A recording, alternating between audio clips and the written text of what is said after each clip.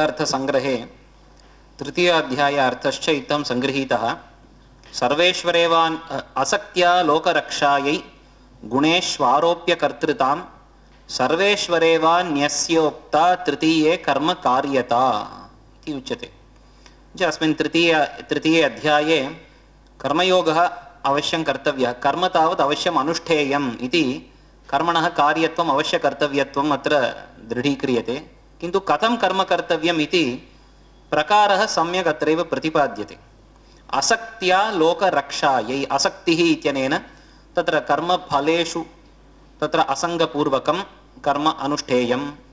कुतः अनुष्ठेयं? लोकरक्षायै इति उच्यते। तत्र लोकसङ्ग्रहः इति श्रुतः शब्दः अत्र लोकरक्षाशब्देन व्याख्यातः। ततः एवम् अस्तु, कर्म कर्तव्यं, किन्तु कर्ता अहमिति तत्र चिन्तयन् अधिकारी कुर्याद्वा इति चेत् न, गुणेषु कर्तृताम् आरोप्य इति वर्तते। अत्र अतिस्पष्टं भाष्ये व्याख्यानं वर्तते।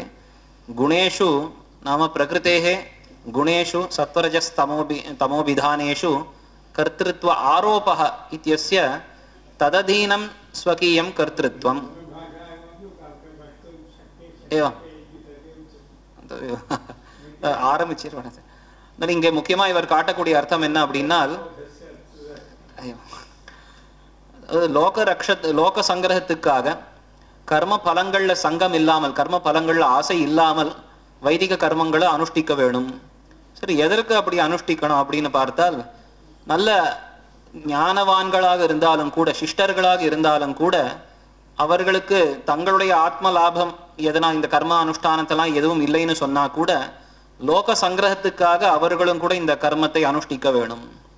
லோக சங்கிரகம்னு சொன்னால் அது லோக ரக்ஷணம் அப்படின்னு காட்டியிருக்கார். லோக ரக்ஷணம்னு சொன்னால் மேலே காட்டுறார். கீதையில இன்னும் ஸ்பஷ்டமாக நம்ம பார்க்கலாம். மற்றவர்கள் சாதாரண அதிகாரிகள் இந்த உயர்ந்த அதிகாரியினுடைய அனுஷ்டானத்தை தான் பின்பற்றக்கூடியவர்கள் என்பதனாலே, அப்போ கண்ணன் போன்ற அதிகாரிகள் அவன் மேலே தெரிவிக்கிறான், இப்போ எனக்கு இந்த கர்மத்தில் பந்தம் கிடையாது, ஆனாலும் கூட இதை நான் அனுஷ்டித்து கொண்டு வர எதிஹ்யகம் ந வர்த்தேயம் ஜாது கர்மன் யதந்திரிதன்ற இடத்துல சொல்லுவது போதே, சிஷ்டர்களானவர்கள் அவர்களுக்கு மற்றவர்களை குறித்து அவர்கள கருணையில் இருக்கிறதுனால கருணை கொண்டு லோக ரக்ஷணத்துக்காக அவர்களும் அனுஷ்டிக்க வேணும். ஆனால் எப்படி அனுஷ்டிக்கணும் இந்த அதிகாரின்றதை ரொம்ப அழகாக காட்டுறார் இங்கே. குணேஷு கர்த்திருதாம் ஆரோப்பிய. அப்போ இந்த சாம்சாரிக பிரவൃத்திகள் எல்லாமே ஆத்மஸ்வரூப பிரயுக்தம் கிடையாது. அதான் இங்கே ஆரோப்பம்னு சொல்லும் பொழுது கர்த்திருவம் ஜீவனுக்குத்தான். ஆனால் இந்த கர்த்திருவம் எல்லாம் சுவாபாவிகம் கிடையாது. ஆனால் இந்த குண சம்சர்க கிருத்தம் அப்படின்றத புரிஞ்சுட்டு நாம் பண்ணணும். ஒன்று. ரெண்டாவது, சர்வேஸ்வரேவா நியஸ்ய, இந்த கர்த்திருவம் பகவதி நியஸ்ய அப்படின்றார். இப்போ பராத்து தச்ருதேகேன்னு சூத்திரக்காரர் காட்டினது போல கர்த்திருவம் இருந்தாலும் கூட இது பராதீனம். என்ன, அவன்தான் வஸ்துதக கர்த்தா, அவன் என்னை ஸ்வசேஷபூதேன மயா இதம் சர்வம் சக காரயதி, இதெல்லாம் அவன் நடத்தி கொண்டு போறான் என்று இந்த எண்ணத்துடன் பண்ண வேணும் என்பதாக இந்த விஷயம் இந்த அத்தியாயத்திலே பிரதானமாக காட்டப்பட்டிருக்கின்றார். முன் அத்தியாயத்துல ஒரு விஷயம் இப்போ ஸ்பஷ்டமாக நாம் பார்க்கல. அதாவது ஆத்மஸ்வரூப யாதாத்மியம் நன்கு விவரிக்கப்பட்டது. அதற்கு மேலே இந்த கர்மயோகத்தை அனுஷ்டிக்க வேணும் அப்படின்னு எடுத்து சொன்னார். கர்மயோகம் பண்ணி அப்புறம் அது எதற்கு அந்த கர்மயோகம்? சாட்சாத மோட்சத்துக்கா அப்படின்னா அது கிடையாது. அதில் 53வது ஸ்லோகத்தில் காட்டுறார், ஸ்ருதி விப்ரதி பன்னாத்தே யதா ஸ்தாஸ்யதி நிಶ್ಚலா சமாதௌ அச்சலா புத்தி ததா யோகம் அவாப்ஸ்யசி அப்படின்னு இந்த ஞான நிஷ்டை யோகம்னு இந்த இடத்துல சொல்லக்கூடியது ஞான யோகம். இந்த ஞான நிஷ்டையை அடைவதற்காக இந்த கர்மானுஷ்டானம் பண்ணணும் அப்படின்றதாக அங்கே எடுத்து காட்டியிருக்கார். சரி, இந்த ஞான நிஷ்டைனா என்ன அப்படின்னா மேலே பல ஸ்லோகங்கள் அதான் தெரிவிக்கப்படுறது. அந்த ஸ்தித பிரஜத்வம் அப்படின்றது அந்த ஞான நிஷ்டை அப்படின்னு சொல்லி அதை பற்றி விவரிக்கிறார். 4 ஸ்லோகங்களில் தெரிவித்து அது 4 படிகளாக காட்டப்பட்டிருக்குன்னு வியாக்கியானம் பண்றார். சதுர்விதா ஞான நிஷ்டா பூர்வபூர்வா உத்தரோத்தர நிஷ்பாத்யா அப்படின்னு முதல்ல சொல்லும் பொழுது பிரஜஹாதி யதா காமான் அப்படின்ற ஸ்லோகத்தில் சொல்லும் பொழுது ஆத்மன்யேவ ஆத்மனா துஷ்டா அப்படின்னு எதுலேயும் ஆசை இல்லாமல் சதா இந்த ஆத்மாராமகன் மேலே அடுத்த இந்த 3வது அத்தியாயத்தில் காட்ட போறார். ஆத்மரதி ஆத்மாராமகன். அதுபோல ஆத்ம விஷயத்திலேயே ஈடுபட்டு இருக்கக்கூடியவர்கள். சரி, அது எப்போ வரும் அப்படின்னா அடுத்த ஸ்லோகத்தில் அது காட்டப்பட்டது. துக்கேஷு அனுத்விக்னமனா சுகேஷு விகதஸ்பிருஹா அப்படின்னு லோக விஷயங்கள்ல நமக்கு அனிஷ்டத்தை ஏற்படுத்தக்கூடியது இல்லை இஷ்டத்தை ஏற்படுத்தக்கூடிய விஷயங்கள் இது வந்து சேர்ந்தாலும் கூட அதனால பெரிய சுகதுக்கங்கள் அதை கொள்ளாதவனாக இருக்கணும். இந்த நிர்த்வந்த்வகான்னு சொல்லப்படுறது பாருங்கள். இப்போ அந்த நிலை ஏற்படணும். அதற்கும் முன்னாடி ததः அர்வாச்சீன தசான்னு சொல்லி எஸ் சர்வத்திர அனபிஸ்நேகா தத்தத் பிராப்திய சுபாசுபம் அப்படி இது போல காட்டப்பட்டு யதா சம்ஹரதே சாயம் கூர்மோங்கானீவ சர்வசா. இதற்கெல்லாம் முக்கியம் மனசுல இது போன்ற ஒரு மனசுக்கு நிகிரகம் ஏற்படணும். மனசை நியமனம் பண்ணணும்னு சொன்னால் அதற்கு முதல்ல பாஹ்யேந்திரிய நியமனம் வேணும். இப்போ இந்திரிய நியமனம்ன்றது மிக முக்கியம். அப்போ அது முதல் தசை. அது இருந்தால் அடுத்தது மனசு கட்டுப்படும். அது கட்டுப்படும் சொல்லும் பொழுது முதல்ல அது ஓரளவுக்கு இருக்கும். போக போக அந்த சுபாசுபங்கள்னு சொல்லக்கூடிய அந்த நிமித்தங்கள் வந்தா கூட இவனுக்கு பெரிய சுகதுக்கங்கள் அந்த மனசுடைய சஞ்சலனம் இருக்காது. இப்படி வெளி விஷயங்கள்ல இருந்து மனசை அவன் ஆகரணம் பண்ணி இருந்தால்தான் கடைசியில ஆத்ம விஷயத்திலேயே அது எப்பொழுதும் செலுத்தி அவன் அந்த ஆத்மனிஷ்டனாக இருக்க முடியும் அப்படின்றது படிப்படியாக காட்டினார். ஆனா இது எப்படி சாத்தியம்? இந்திரியங்கள் எல்லாம் கட்டுப்படுத்துவது, மனசை ஒருநிலைப்படுத்தி ஆத்ம விஷயத்திலே செலுத்துவதுன்றதெல்லாம் எப்படி நடக்கும் அப்படின்னு சொன்னால் அதற்குத்தான் 61வது ஸ்லோகத்துல மத்பரஹா அப்படின்னு இந்த பகவத் அனுகிரகம் வேணும் என்பதும் அங்கே ஸ்பஷ்டமாக காட்டப்பட்டது. இது ஒரு விஷயம். இப்போ அடுத்தது நாம் பார்த்தோமானால் இந்த 3வது அத்தியாயத்துல தொடக்கத்திலேயே அர்ஜுனன் தன்னுடைய சந்தேகத்தை அவன் வெளிப்படுத்துகிறார். இல்லையா, ஜாயசி சேத் கர்மணஸ்தே மதா புத்திர் ஜனார்தன. இந்த இடத்துல இந்த பிரகரணத்தில் நாம் பார்த்தோமானால் கர்ம என்பது இந்த கர்மானுஷ்டானம், அசங்க கர்மானுஷ்டானம் ஆகிற அந்த கர்ம யோகத்தை சொல்றது. அதுல புத்தி அப்படின்னு சொல்லும் பொழுது இந்த ஞான யோகத்தை சொல்றது. அப்ப இந்த ஸ்தித பிரஜன்னு சொல்லக்கூடிய அந்த ஒரு ஞானி, அந்த அவனுடைய நிஷ்டை ஞான நிஷ்டை, ஞான யோகம் என்பது இங்கே காட்டப்படுறது. அப்போ இவனுக்கு அர்ஜுனனுக்கு என்ன சந்தேகம் அப்படின்னு சொன்னால், சரி நீயே இப்ப என்ன சொல்லி முடிச்ச? இந்த அசங்க கர்மானுஷ்டானம் என்பது எங்க முடியறது, அதனுடைய லட்சியம் என்ன அப்படின்னு பார்த்தால் இந்த ஞான யோகம் என்பது தானே. ஏன்னா அதுதான் ஆத்மாவலோகனத்துக்கு அந்தரங்க உபாயம். இதை நான் முதல்ல பார்த்தோம். இந்த ஆத்மாவலோகனம் சுவாத்ம தர்சனம் என்பதுதான் இப்ப பிரதான பலம். அதற்கு அந்தரங்க உபாயமாக இருக்கக்கூடிய இந்த ஞான யோகம். ஞான யோகம்னு சொல்லும் பொழுது சதா அந்த ஆத்மஸ்வரூபத்தை சிந்தனம் பண்ணுவதுன்னு அர்த்தம். அப்போ அதற்கு சாதனமாகத்தான் கர்மயோகம் என்பது சொல்லப்பட்டது. இப்போ நேரடியா என்ன ஞான யோகத்திலேயே மூட்டாமல் இப்படி யுத்தம் பண்ணுன்னு கோரமான இந்த கர்மத்துல என்ன ஏன் பிரவர்த்திப்பிக்கிறாய் அப்படின்றது இங்க கேள்வி. அப்போ உன்னுடைய வாக்கியங்கள் ரொம்ப வியாமிஸ்ரேனேவ வாக்கியன்னு இப்படி பரஸ்பர விருத்தமாக இருக்கு நீ சொல்றது. என்ன விரோதம் அப்படின்னு அழகா எடுத்து காட்டியிருக்கார். இப்ப ஆத்மாவலோக சாதன பூதா ஞான நிஷ்டா தூ சகலேந்திரிய மனசாம் தத்தத் வியாபார உபரதி நிஷ்பாத்யா. இப்போ இந்த ஞான யோகம்னு சொல்லும் பொழுது எல்லா வெளியேந்திரியங்கள்லாம் அடக்கணும். வெளியேந்திரியங்களை அடக்கி அப்புறம் மனசை அடக்கி ஆத்ம விஷயத்துல செலுத்துவதுன்னு இருக்கு. இது ஞான யோகம்னு இருக்கு. ஆனா இன்னொரு பக்கம் யுத்தம் பண்ணுன்னு சொன்னா வெளியேந்திரியங்கள்லாம் அடக்கிண்டு எப்படி யுத்தம் பண்றது? எல்லா இந்திரியங்களும் இன்னும் ஜாகிரதா இன்னும் கூர்மையாக இருக்கணும் யுத்தம் பண்ணணும்னா. இப்ப இந்திரிய நிகிரக பூர்வகமான ஞான நிஷ்டை உத்தமம்னு சொல்லி அதுதான் பரம லட்சியம்னு சொல்லி, ஆனா கடைசியில் அதற்கு நேர் விருத்தமான சகலேந்திரியங்களும் வியாபரிக்க கூடியதான நிலை அது கர்மயோகம்னு சொல்ற. அதை பண்ண சொல்றையே இது எப்படி முடியும், இது எப்படி சாத்தியம் அப்படின்னு தன்னுடைய சந்தேகத்தை வெளிப்படுத்த அதற்கு அடுத்தது 3வது ஸ்லோகத்திலே பகவான் அதிகாரி பேதத்தை அழகாக எடுத்து காட்டுறார். இல்லை இது 2 விதமாக இருக்கு. லோகேஸ்மின் விவிதா நிஷ்டா புரா புரோக்தா மயா நக அப்படின்னு சொல்லி இல்ல ஞான யோகத்துக்குன்னு ஒரு சில அதிகாரிகள் இருக்கார்கள், இது கர்மயோகத்துக்குன்னு மற்றைய அதிகாரிகள், சிலர் தான் ஞான யோகத்துக்கு தகுந்தவர்கள் அப்படின்னு சொல்றார். அழகா எடுத்து காட்டுறார். முமுட்சை பிறந்தது மோட்சத்துல ஆசை இருக்குன்னு சொன்னால் உடனடியாக எல்லாராலையும் ஞான யோகத்துல வர முடியாது. அப்ப பெரும்பாலும் எல்லாரும் கர்மயோகத்தை தான் முதல்ல கடைபிடிச்சு படிப்படியாக ஞான யோகத்துக்கு அவர்கள் ஏறி வர வேணும் அப்படின்னு அதிகாரி பேதத்தை இங்க அழகா எடுத்து காட்டுறார். இப்ப எடுத்து காட்டி இந்த அத்தியாயத்துல முக்கியமா சொல்லக்கூடிய விஷயம் இந்த கர்மயோக அனுஷ்டானம் தான் ரொம்ப பிரசஸ்தம். ஞான யோகம் அந்தரங்கமா இருந்தாலும் கூட ஆத்மாவலோகனத்துக்கு கர்மயோகத்தை அனுஷ்டிப்பது தான் ரொம்ப உசந்தது. என்ன காரணம்? முதல் விஷயம் அதிகாரி தௌர்லபியம். நேரடியா ஞான யோகத்துல எல்லாராலையும் அதிகரிக்க முடியாது ஒண்ணு. 2வது இல்ல ஞான யோகத்துக்கு தகுந்த அதிகாரிகள் இருக்காருன்னு சொன்னா கூட அப்பேற்பட்டவர்களுக்கும் ஞானயோகே அதிகிருத்தானாமபி தத்திர பிரசஸ்தः கர்மயோக ஏவ இது த்விதியோ விஷய. ஏன் அப்படின்னு பார்த்தால் இது பிரமாத ரஹிதமானது அப்படின்லாம் மேல காட்ட போறார். பிரமாதாதிகள் இல்லை இதுல.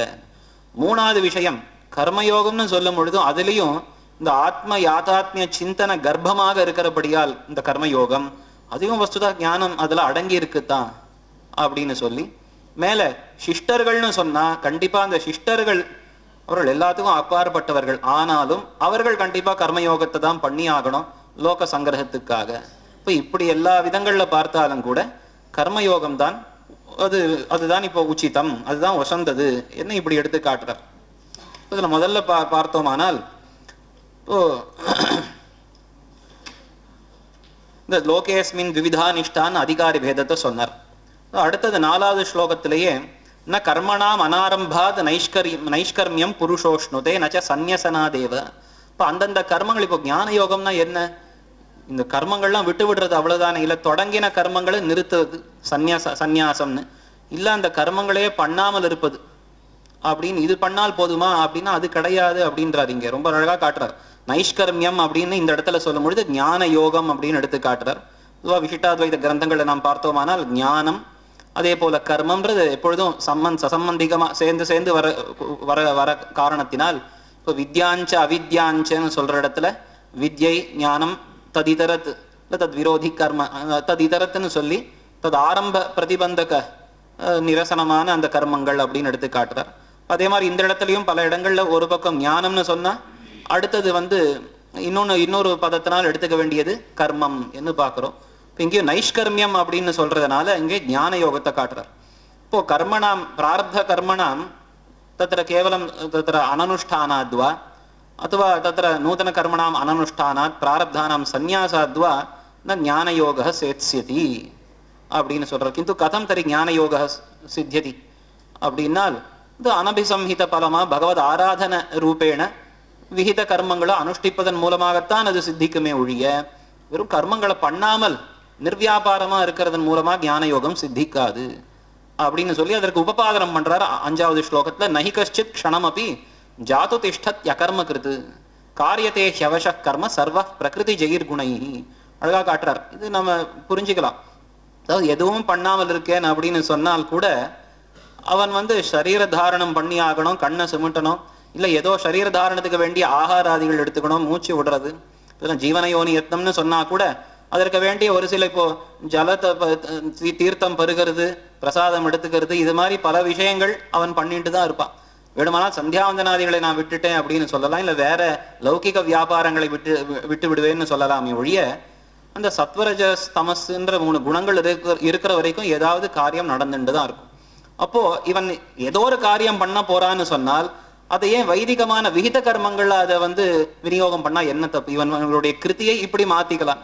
இது அழகான ஒரு திருஷ்டாந்தம் கூட சொல்லலாம். இப்ப நம்ம சம்பிரதாயத்துல அதாவது குரு பரம்பரையில பார்த்தோமானால் விசிஷ்டாத்வைதத்துல ஸ்ரீபாஷ்யக்காரர் ராமானுஜாச்சாரிய சுவாமி அவருடைய சிஷ்யர்கள்ல நடுவே தனுர்தாசர் அப்படின்னு ஒருத்தர் இருந்தார். அவருக்கு முதல்ல தன்னுடைய மனைவியினுடைய அந்த கண்ணழகுல ரொம்ப ஈடுபாடம். இதை ஒரு நாள் ஸ்ரீரங்கத்துல பார்த்து அவர் என்ன பண்ணார், சரி கண்ணழகுல ஈடுபாடுனா அப்படியே நம்ம இதை மாத்துவோம், லௌகிகமான விஷயங்கள்ல இருக்கிறதை நாம் தெய்வ விஷயத்துல மாத்திடுவோம் அப்படின்னு சொல்லி அவரை கூட்டிட்டு போய் உள்ள கோயில் இருக்கக்கூடிய அந்த பகவத் ரங்கநாதருடைய அந்த திருக்கண்களை காட்டி சேவை பண்ணி வச்சார்னு சொல்றோம். அப்போ அந்த க்ஷணம் தொடங்கி கண்ணழகுல ஈடுபட்டு இருக்கான்னு சொன்னா அது லௌகிகமா இல்லாமல் அது வைதிகமான விஷயம், அது திவ்யமான விஷயத்துல மாத்திருக்கான்னு அவர் மாத்தினார். உடனே அடுத்த க்ஷணத்திலேருந்து இந்த சம்சார ராகம் எல்லாம் போச்சு, சாம்சாரிக விஷயங்கள்ல அவர் பரம பக்தராக மாறினார்னு பார்க்கணும். அப்போ அது போல இங்க என்ன காட்டுறாருன்னா, நான் இதெல்லாம் எதுவும் பண்ணல, சந்தியாவந்தனாதிகள் கர்மம் விட்டுறேன்னு சொன்னா கூட எதுவும் பண்ணாமல் யாராலையும் இருக்கவே முடியாது.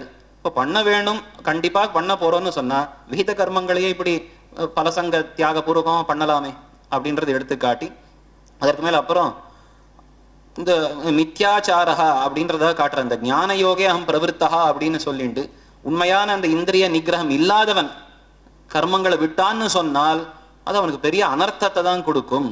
ஏன்னா இதுதான் இந்த மித்யாச்சாரஸ உச்சதே அப்படின்றதுனால அவன் இதுதான் இங்க பிரமாதம், இந்த பிரமாதி சம்பவம் அப்படின்றது இங்க எடுத்து காட்டுறார்.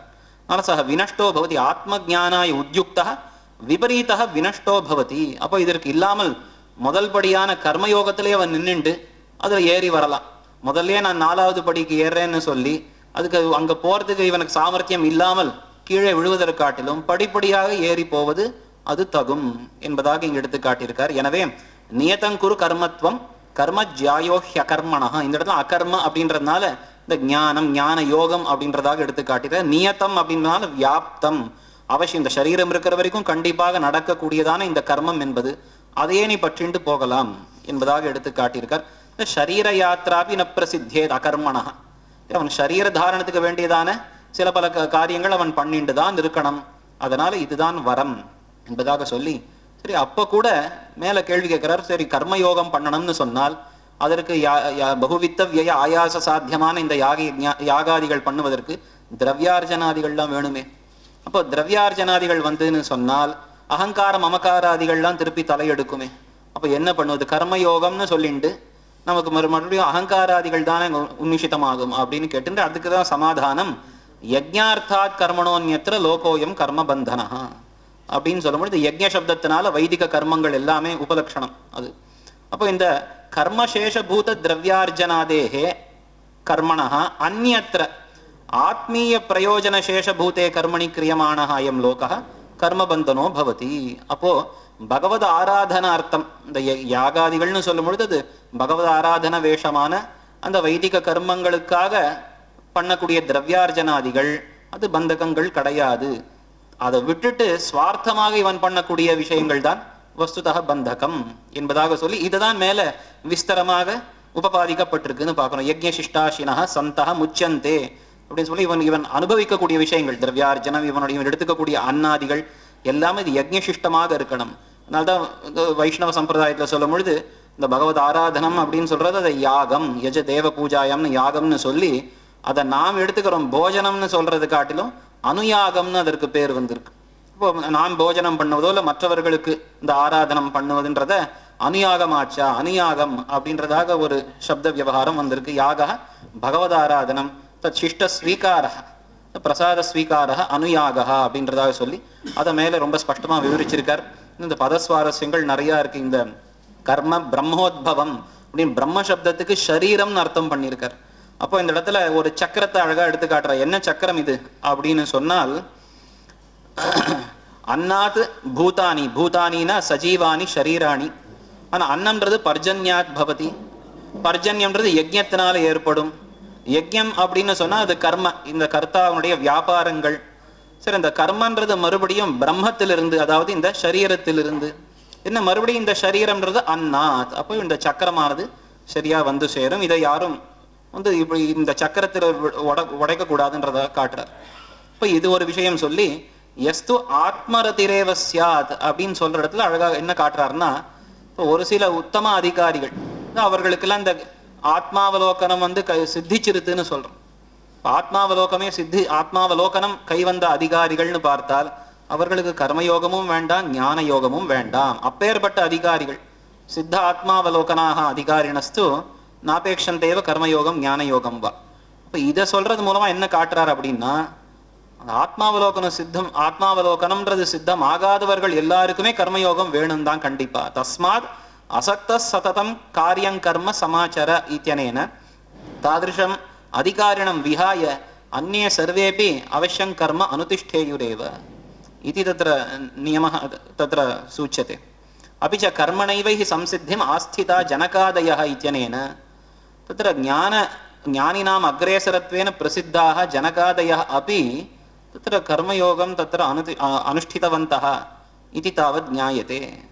அப்படி எதற்கு இப்போ அப்பேற்பட்ட ஞானிகளான தத்ர ஜனகாதிகள் எதற்கு இந்த கர்மயோகத்தில் இருக்கணும் அப்படின்றதுக்கு பதிலாக காட்டுறார். லோக சங்கிரகமேவாபி சம்பஷ்யன் கர்த்தும் அர்ஹசி எத்யதாச்சரதி ஸ்ரேஷ்டன்றதுனால எந்தெந்த செயல்களை ஒரு சிரேஷ்டன் பின்பற்றுகிறானோ, எத் பிரமாணம்ன்றதுனால யாவதங்க சகிதமாக அந்த காரியத்தை அவன் பண்ணுகிறானோ, தாவதங்க சகிதமாக தற்கர்மத்தை அந்த ஒரு கர்மத்தையே மற்றவர்களும் கூட அனுஷ்டிப்பார்கள். அதனால உயர்ந்த அதிகாரிகளும் கூட கர்மயோகத்தை அனுஷ்டிக்க வேண்டியதுதான் என்பதாக எடுத்து சொல்லி தன்னையே ஒரு திருஷ்டாந்தமாக அவங்க எடுத்துக்காட்டி, நானும் இந்த கர்ம அனுஷ்டானத்துல ஈடுபட்டிருக்கேன் என்று தானே நிதர்சனமாக எடுத்து சொன்னான்.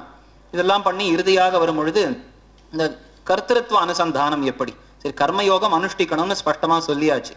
அதனுடைய பிரகாரம் என்ன அப்படின்னு சொல்லும் பொழுது பிரகிருதே கிரியமானானி குணைஹி கர்மாணி சர்வசா அகங்கார விமூடாத்மா கர்த்தாஹமிதி மன்யதே அப்படின்றதாக எடுத்து காட்டியிருக்கார். இப்போ குணங்களால தான் எல்லா காரியங்கள் நடக்கிறது. ஆனா இந்த ஆத்மா தான் பண்ணுவது போல அவன் எண்ணிக்கொண்டிருக்கான் என்பதாக காட்டியிருக்கார். இப்ப இதற்கு என்ன தாத்பரியம் அப்படின்னா அங்க எடுத்துக்காட்டுறார், குணேஷு கர்த்திருவ அனுசந்தானம் காரியம். கர்மயோகம்னு சொல்லும் பொழுது முக்கியமான ஒரு அங்கம் அதற்கு இந்த அனுசந்தானம். நான் இதை பண்ணுவதில்லை, நான் பண்ணலன்னா எப்படி, என்ன அர்த்தம் இதுக்கு அப்படின்னா, ஆத்மனஹா ந ஸ்வரூப பிரயுக்தம் இதம் கர்த்திருவம் அபிது குணசம்பர்க்க கிருதம் இது பிராப்தா பிராப்த விவேகேன குணகிருதம் இது அனுசந்தானம். இந்த பிராப்தா பிராப்த விவேகம் வேணும்.